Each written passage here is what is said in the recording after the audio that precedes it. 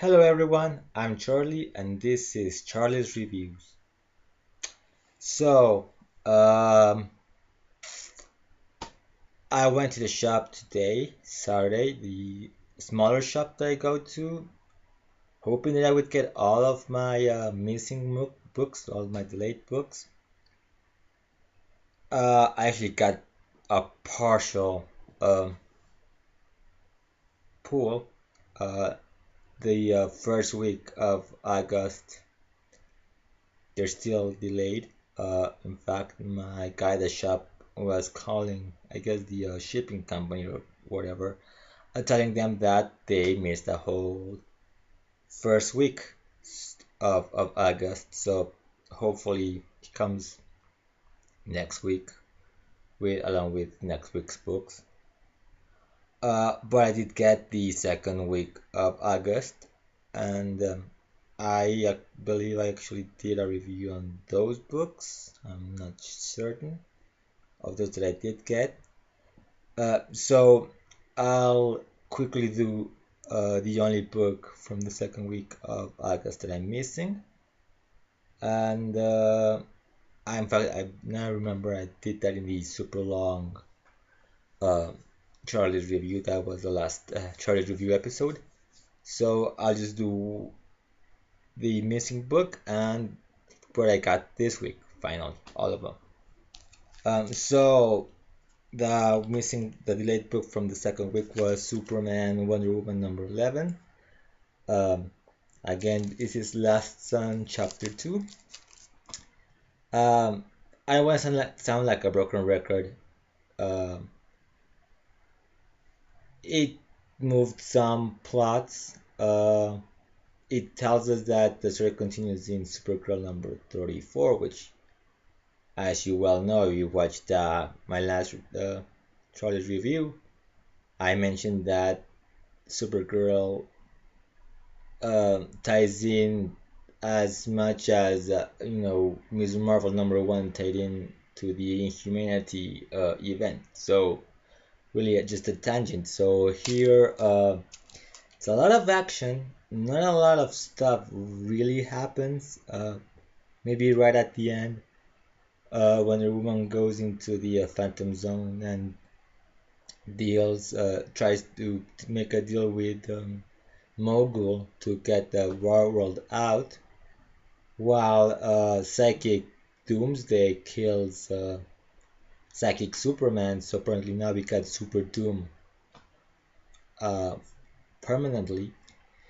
So none of this, of course, will follow in the next chapter, which was the Supergirl book, like I mentioned.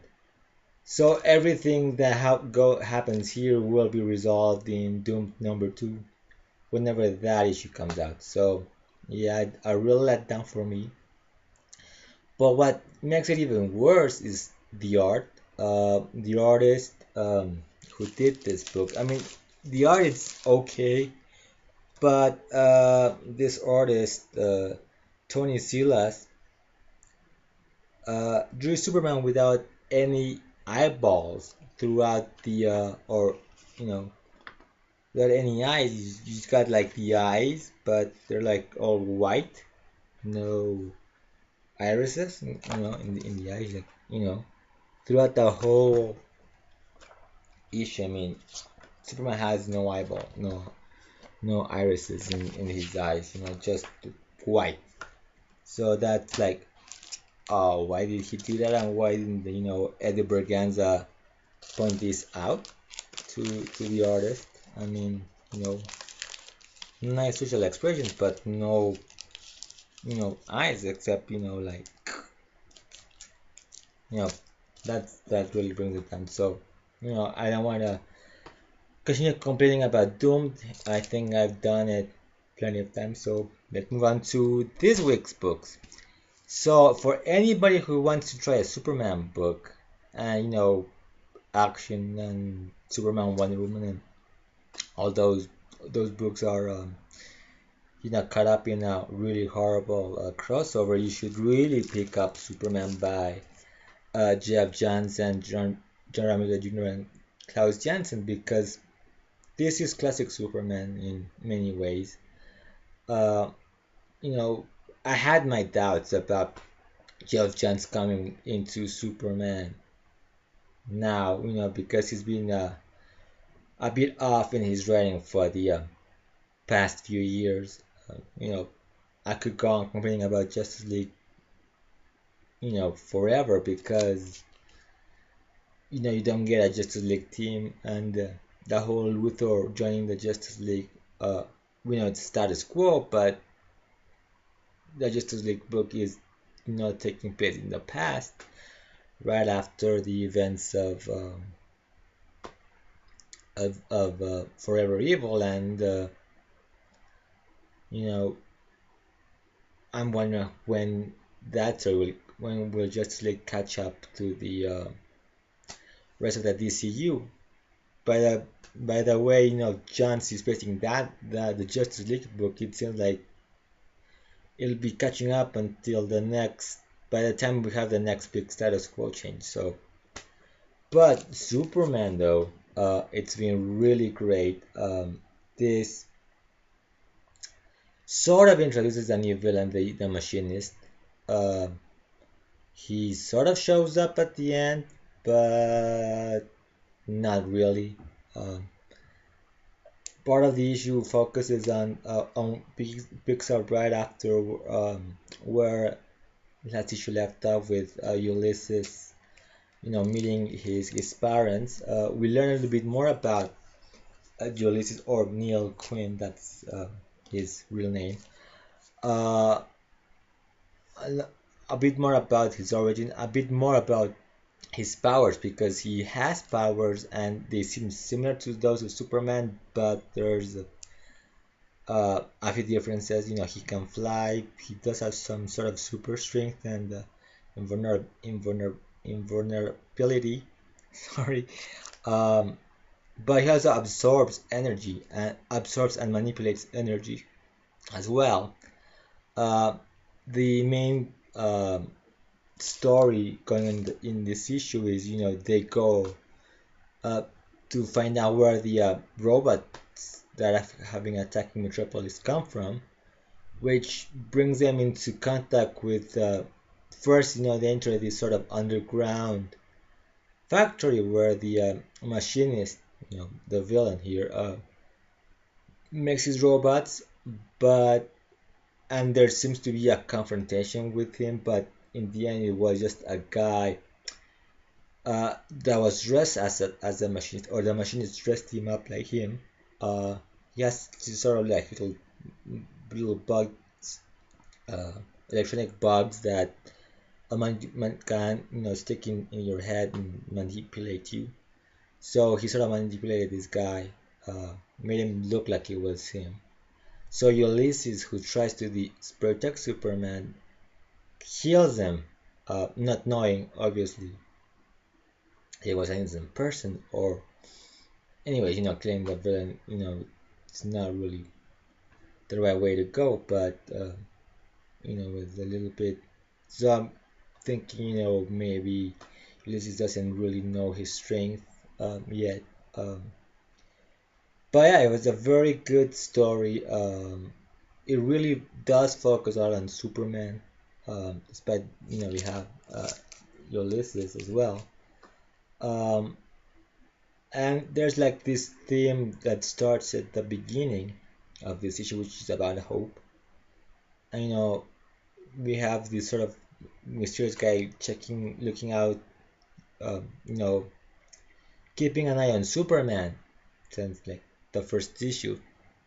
I think that guy's name is the Cleric or something like, or Cleric, uh, who mentions the fact that Superman's going through these horrible things and he still has hope in people in the world, and the fact that that sort of voiced by Ulysses' parents, where his mother says that she had hope that they will find him someday, while his dad says that he had lost all hope, and says that you should never lose hope. And then we just go right into the adventure that I writing, and after that we just dive into um, meeting this machinist guy who, despite not being the real guy, manipulated by, he does speak through this other innocent, telling him that pretty much he builds the machines to sell them, and the best way to promote them is to actually have them go against Superman. So you should really pick this book up if you really want to try a good Superman story within continuity. Next, we have Aquaman number 34. So the Chimera storyline ends, and while it seems like a definite defeat, uh, he shows up at the end sort of with amnesia, can't remember who he is. So while the villain is defeated, there is a chance that he will return in the future, and I love that, um, because most villains these days show up but never really return after their first appearances. So this is great, that we have the possibility of of Kimura showing up uh, in the near future. Uh, I've been really enjoying Jeff Parker's run. This one's all action, the big fight at the big fight. Um, and I actually found it curious now that this is a fill-in issue, uh, and the artist's name uh, is Carlos Rod- Carlos Rodriguez, which I actually had a childhood friend who's actually called Rodriguez or Rodriguez. So I actually found that funny. Uh, no, obviously not the same guy, but yeah, I kind of find it funny. So yeah, I'm still loving Aquaman. Great show. Give me a second. It's just getting kind of cloudy, so it's just gotten a little bit darker here. Um, so I'm hoping not to. Um, okay, make it a little bit brighter because it's getting kind of cloudy, and I hear there's gonna be some storm coming this weekend. Oh, wait, let me adjust things.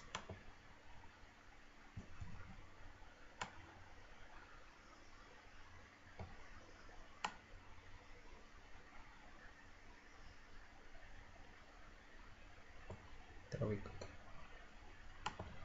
Okay, next up, Flash number 34. So the main story finally ends here.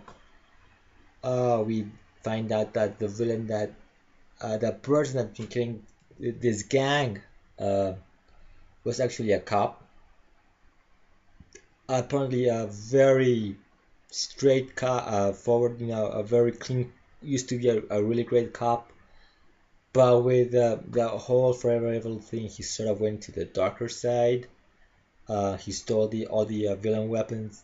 He joined this gang, uh, and he now is killing them off so that they don't really talk, uh, and screw him. But he screwed himself by you know making it a little too obvious at the very end, with the only the leaving his fingerprints and everything. Um, so I guess he wasn't such a clean cut guy at the end. I mean, if he just went into the darker side and pretty much, you know, became dirty. So I really like the conclusion. I mean, it does make you think about, certain natures about good and evil. This guy who everybody looked up to, suddenly, you know, uses, the villain takeover as an excuse to pretty much, it's the end of the world, and pretty much just, you know, become bad and fall into temptation. So that kind of makes me think about, you know, is isn't anybody that's clean anymore, anybody that's honest. And the first um, thing you do is, if there's an opportunity, you break all your moral, your moral code and become a criminal. Or maybe he wasn't really that clean in the end, and he sort of restrained himself, being a cop. But maybe that was part of his nature, and he just used that as forever evil, the villain takeover as an excuse to, break away from, you know, society, I guess, the more the morals of society. Um, but really, so I really like that part. The one that's sort of still bugging me is the whole Future Flash thing. So I hope that it gets resolved soon. I hope that the whole, forever, the whole event from September actually, the whole future ends thing, one shot, Flash sort of either resolves that or just moves the whole thing forward, because it's just been going on for a long time. This whole future Flash subplot that I just hope it gets resolved soon. Finally, All-Star Western number 34, the last issue. And what a way to go. I mean, the art by Darwin Cook, beautiful. You know, Jonah Hex gets a happy ending, which is not what you expect from a Jonah Hex story. Uh, the Palmieri and Gray take the whole, as I mentioned before, the whole sort of what was Jonah Hex continuity with Hex being stuffed. After he died, he was, you know, stuffed and showing around in a carnival. Turns out that they took the whole idea. The guy was saying he was Jonah Hex, got killed by Hex.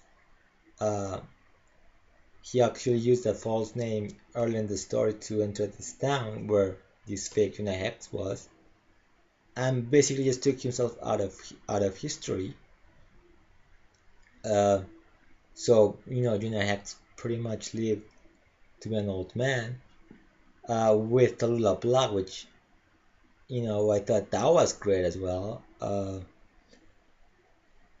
And what it was a great way for this series to end. I mean, he actually gets a happy ending.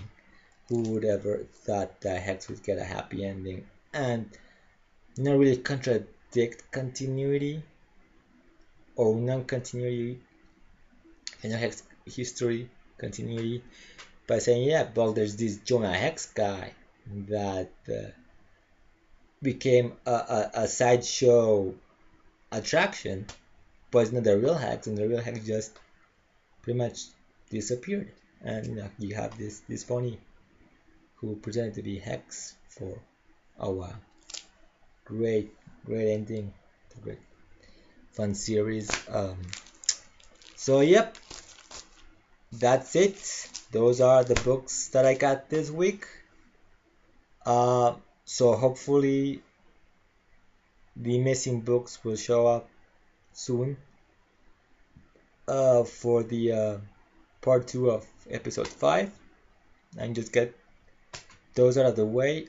And I hope my books from next week show up as well, which will be those 3D things from Future's End. I don't want to get into it because I'm running out of time. So until next time, keep smiling.